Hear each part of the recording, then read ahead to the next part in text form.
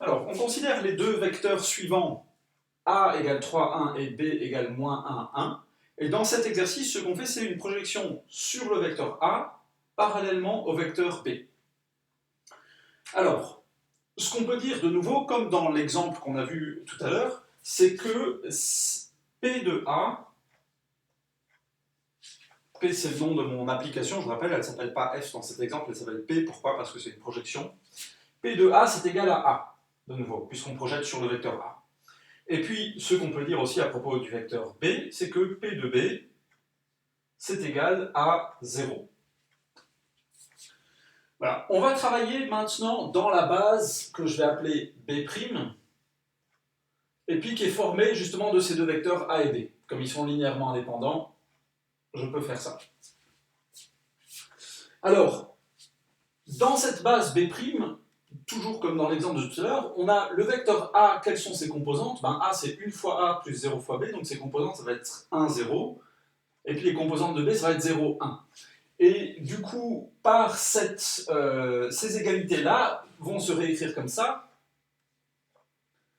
P de 1, 0 égale 1, 0, et P de 0, 1 égale 0, 1. Et du coup, en regardant ça, je peux écrire égale 0, 0, pardon, parce que l'image de B, c'est le vecteur nul. P de B égale 0, 0. Et du coup, en regardant ça, je peux écrire ma matrice associée à ma projection, qui s'appelle P majuscule, et qui est égale à ce vecteur-là, c'est 1, 0, et ce vecteur, c'est 0, 0. Alors, vous remarquez que peu importe dans quel espace vectoriel on travaille, ici on travaille dans R2, quand on fait la matrice, ce qu'on prend, c'est toujours la matrice colonne associée au vecteur. Donc ici, la matrice colonne associée à ce vecteur, dans la base B', c'est 1, 0. Dans ce sens-là. Hein.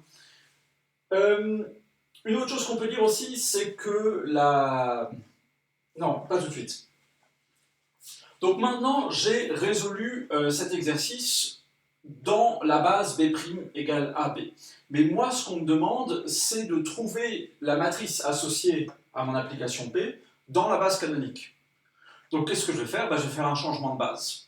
Voilà, tout simplement. Et alors, ce qu'on peut dire, c'est que pour faire un changement de base, il faut une matrice de passage. Mais ici, on a un tout petit problème, c'est que cette matrice ici qui s'appelle P, c'est pas la matrice de passage. Elle s'appelle P parce que c'est une projection. Nous, on avait l'habitude, dans le chapitre 4, d'appeler P la matrice de passage. Puis ici, P, c'est pas la matrice de passage, c'est la matrice de projection.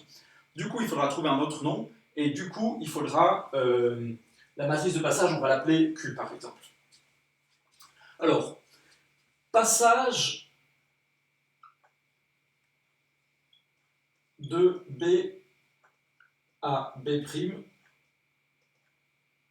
cette matrice Q, à quoi est-ce qu'elle ressemble? La matrice Q, c'est tout simplement ces deux vecteurs-là mis l'un à côté de l'autre.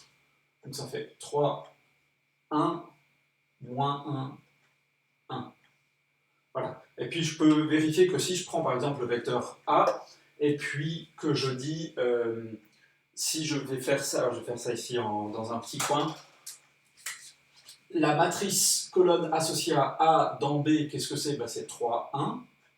Et la matrice colonne associée à A dans B', c'est, qu'est-ce que c'est? C'est 1, 0. Voilà. Et ici, si je multiplie Q par A', qu'est-ce que ça va me donner? Ça va me donner A. Donc, cette matrice de passage, elle est bien juste. Maintenant, pour faire le passage, vous savez que j'ai besoin de calculer le déterminant de Q. Alors, je vais faire ici, déterminant de Q, c'est égal à quoi? C'est égal à 3 fois 1, ça fait 3, moins 1, donc plus 1, ça fait 4.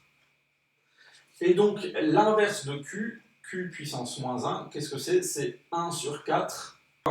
J'inverse le 1 et le 3, et les autres, je calcule leur opposé, ça fait moins 1 plus 1. Voilà. Et puis finalement, pour trouver ma matrice P dans la base B, alors ici j'aurais peut-être dû dire que ça c'était P' en fait, puisque c'est dans la base B', donc je vais dire que ça c'est la matrice de passage P'. Et pour trouver la matrice P, qu'est-ce que c'est? Eh bien la matrice P c'est égal à Q fois P'